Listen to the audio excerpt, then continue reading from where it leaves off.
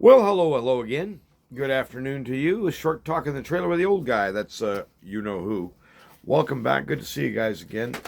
Pull up a chair, grab a smoke, and in fact, it's funny. I lost my smokes last night, and this is so typical of me. So I looked around. I thought, well, I know I had a pack. So I convinced myself finally that it's lost. That's all. They just went away. That's all. So I went down this morning to get some new cigarettes. So 7:15 in the morning, and you got to be at work by 7:30. And I got the cigarette, put it back in the truck. As I was getting in the truck, down where my right foot is on the floorboard, what's that down there? Oh, one of those. There was the thing. I couldn't find it last night, so it's probably good for me to just do without cigarettes last night. I probably didn't do any real damage. I'm sorry you died of a shortage of nicotine. What a way to go. But anyway, just want to make a little video with you guys today. This is a strange day. It's kind of like 2 o'clock in the afternoon. I'm already home. And because what happened was we've got this place in town here, and I don't even know what the proper name of it is, but it's this holding pen for ostensibly aliens. I don't mean the kind of flying saucers. And, it's like a prison for women and little kids, and there's a few young guys in there. Families, and they're all from somewhere else, and they do speak Spanish, so a lot of them are from south of here, I guess. But at any rate, they've got an area in their mechanical room, and the guy who was the boss, he says, "Well, come with me. I want to show you this." So we looked at it last week, and I kind of went, "Ugh, talk about ugly." And it's like, who came up with this idea? Why would anyone plumb it that way? What an idiot! So I thought, okay, this will be exciting to work on that. So we went over today. There was a basket strainer, one of those crazy ones you see them on, like McDonald's has those great big sinks, commercial sinks. And there's a strainer that makes up, and then it's got a rod like this. This is how you open and close the strainer. So we were fighting with that. We got that stinker put in today. It took a while. And I said, well, let's go back and take one more look at that thing. Because they'd already said, well, we want you to do it at night, not during the day, because, all these people need water and yada, yada, and they got a kitchen. And I said, okay, fine. So we're going in tonight at 9 to try to tackle that rascal. And I told the boss, I said, look, if everything goes right, which it almost never does, I hope to have that rascal done in about 3 hours. And it's just ugly work, and it's just a bad idea, whoever did it. But at any rate, we're going to try to untangle that hairball and make it into something cohesive. And so at any rate, I just wanted to record a little bit today. I got up, and it was probably before 6. It was close to 6. And so I got onto Google and checked the old temperature. Well, that's weird. I'm at the high for the day. What? It was 46 or 47 at that time. It was like, why was it so warm? Well, there was a huge cloud cover. It kept the heat in last night. But it was the high for the day. And I thought, bleh. So I really look forward to the sun coming out. It finally popped out about 20 minutes ago. That warmed me up a little bit, but I thought, well, this is going to be a weird day. It turned out it was a weird day. So I got in the mechanical room up there, and I just said, well, I'm going to see what's up there up by the ceiling. So I just wiggled the pipe a little bit. I must have moved it all of a quarter of an inch back and forth a couple of times like this. Dunk, dunk, dunk. That union down below that had been going drip, drip, is now going drip, drip, drip, drip, drip, drip. I thought, whoa. I know who did that. So I talked to the boss and said, hey, look, we need to move this up. This has to happen tonight. And we were going to schedule it for later, maybe in the week or even over the weekend. But I said, well, I probably shouldn't have touched that thing overhead, but it's leaking pretty good now. I hope it just doesn't blow like, that could get sketchy over there. But it's a 2.5-inch main coming in.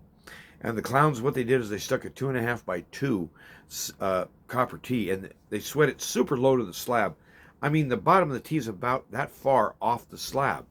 And I'm looking at this kind of going, why would anyone in their right mind ever do that? Maybe they weren't in their right mind.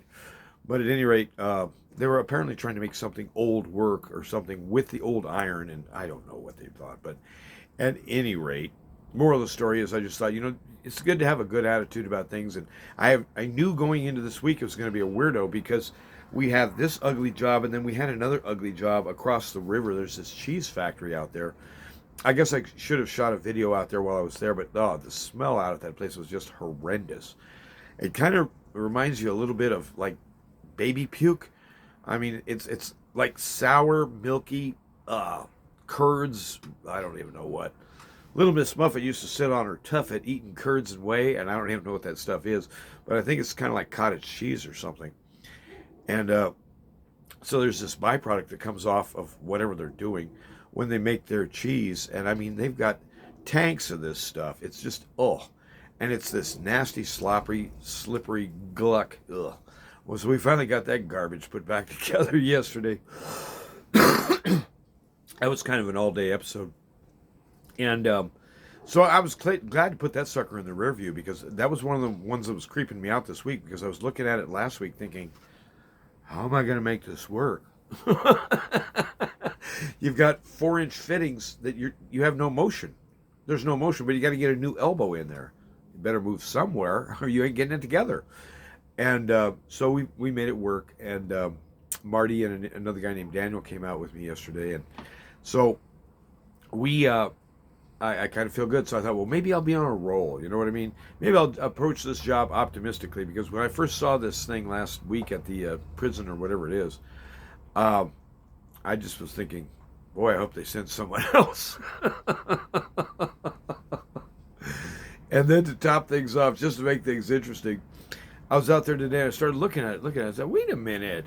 I came in here and sized this the other day as a 2-inch riser on the copper and an 1.5-inch iron drop beside it. No, it's not. It's a 2.5-inch riser and a 2-inch drop. So I had to go back, take the parts back that we had that were wrong, get the right ones, etc., and get it all put back together. So we made it happen on the cheese place. So I'm kind of hoping. Now I've got a different helper tonight. My usual guy he couldn't get off. It's something to do with his wife and kids and stuff or whatever. I said, well, look, you got to do what you got to do, okay? But I said, I'm going in tonight. If you're not there, I guess I'll do it by myself. And it just kind of sounds dramatic there, a little, but that didn't work. And so we're going to get a different helper in tonight, a young guy named Josh, and good kid. And so I'm hoping we can bang this thing out in 2 or 3 hours. And who knows, I might even do a short video there at, 3 in the morning when I'm finally done or whatever. I don't know.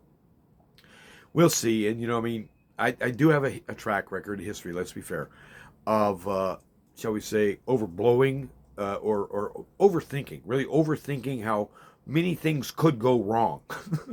How many things could go wrong during a plumbing job like this? Oh, only about 20. So I'm going to be super careful and try to, make this happen. But golly, some of the jobs I've done ever since I've been with Maddox Plumbing, I mean, it's just some of the weirdest plumbing in the world, because when you get into service and repair stuff and remodel stuff, then you got to make something new work with something old. But whoever put it in, the old stuff the first time, didn't know what they were doing, or they were just a knucklehead. And so you got to make it right, and I'm just sitting there thinking to myself, I hope this works. So by midnight tonight, I will know one way or another. About that time, I'll be calling the boss going, hey, what do you want to do, man? This thing ain't going together. I hope it doesn't come to that.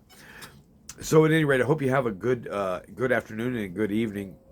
In terms of 2024, when you look at it, it's kind of in my mind, it's kind of a jinxy thing, and it's kind of like doesn't look good, looks dark, and all that stuff. But hey, we're going to approach everything with the attitude that the great king who invented reality, the guy who called me forth, he invented me, he invented you, he invented everything, if you want to know, and he gives life to the creatures. I really think that he's so smart that he's going to help me figure this out, because I think I need the help.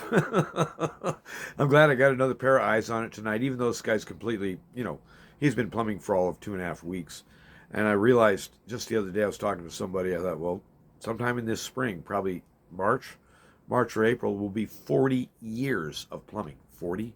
It's like, what a geezer. But the vast screaming majority of those years was doing residential plumbing, which is, you just keep doing the same stuff over and over and over again. Just repeat yourself. Boom, boom, boom, make it happen again. Boom, boom, boom, make it happen again. And so quality kicks in when you have a toilet that you can't get together. Why? Because you never did it right in the first place. and stuff like that. So I can catch a lot of my own errors, not all of them, that's for sure. And I was so glad I went back in there today because I thought if I get out here at 9 o'clock tonight, where am I going to find parts? I mean, seriously. And I thought, boy, we better have the right stuff with us. I mean, the right stuff. So I went over the list 2 or 3 times. I thought, golly, what else could I think to add in here?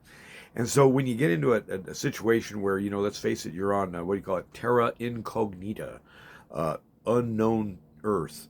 We haven't been here before. I think that the basic rules are, to approach it, you walk into a new situation where you have no idea of what even to really expect, how big of a hairball this is going to be. But you walk in expecting, no matter what happens, the great God who governs reality, he's going to interfere somewhere in your life today and in my life today. And we hope that his interference is wholesome and not destructive because he's also the God of justice. And so we have an idea where the Messiah King, the Bible teaches, came forth as our aid, as our help. Help against what? Justice, judgment. He's the one who places his body in between us and God in terms of the fury or the judgment coming, which we also richly deserve. And he takes the blow into himself and he frees his children. Uh, it's pure grace. It's mercy. We deserve far worse, and he's so good and he's so kind and gentle. And I just want to talk about how excellent he is in every situation. He keeps proving right, and I keep saying, well, I guess I underestimated you again. That's been really the story of our lives, hasn't it? We way overestimate my ability and way underestimate his at the same time. And then we blame him when our screw ups blow up in our face. That's the way humans are. But he's setting us right. He's setting a new pattern in the world. And that new pattern is already working. It's called life eternal. And so come on in, and doors closing soon. Don't be locked out of this because there's a story in the Bible about the young ladies, the maidens, I guess they're called, virgins, I don't know, waiting for the prince to arrive for a wedding ceremony, and the girls haven't got enough oil between them. Or actually, some do, some don't. Well, the girls that don't have enough oil, it's getting late, and they're saying, well, we didn't bring enough oil. Can you give us some of yours? And the ladies said, nope, we brought this because we need it. You go get your own oil. Well, while they're gone, the prince shows up. They go in with him to the wedding ceremony. Then the door's closed. Later on, the girls come back. Well, we got our oil. Wait a minute. We're locked out. So they're banging on the door. What happens? Sorry, I don't know you people. Don't go there. When he says something, he means it. And this gift of mercy and this gift of grace and this gift of life, no one on earth could have possibly merited it or deserved it. It is gift, gift, gift, pure and simple. And you want to take advantage of him in the process? I don't think that's going to fly, bub. And so we have to treat him with a certain amount of respect. That the guy's the inventor of reality, after all. And it's the reality we're working in, not some imaginary online thing, not some hologram, not some parallel universe, any of that crap. The real world where you get up in there every morning and you bang your toe on the wall and you think, ouch. That reality, the one we're actually in. He owns it, he governs it, and he's working it out for the good. From our perspective down here, it looks kind of crazy. It looks like, who's in charge around here? Or is anyone in charge down here?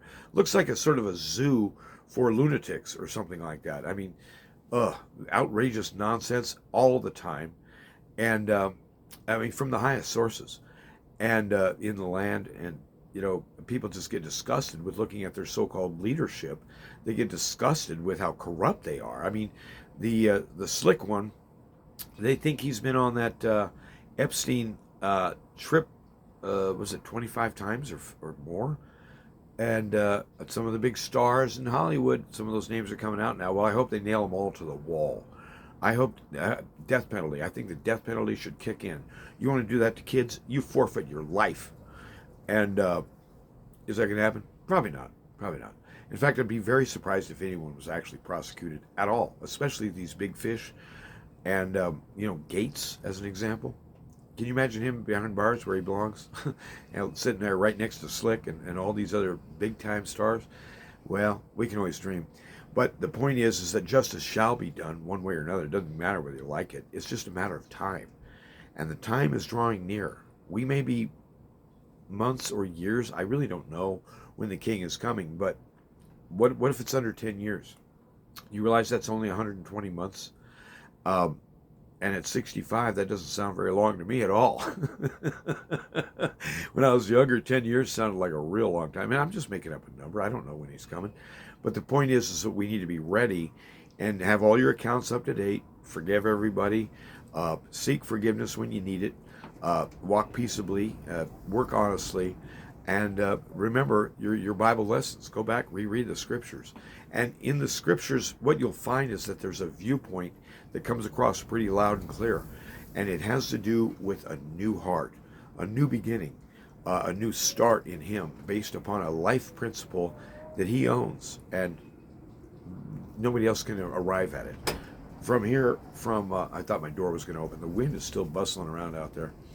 And so at any rate, the short version is, when we start looking at our lives and we think, oh my gosh, what's going to happen? Looks scary. What we really should be doing, and what I should be doing, is calling out to Him and saying, you know what? I'm scared. This looks ugly. I don't know what's going to happen. Tell Him your heart. Tell Him the truth.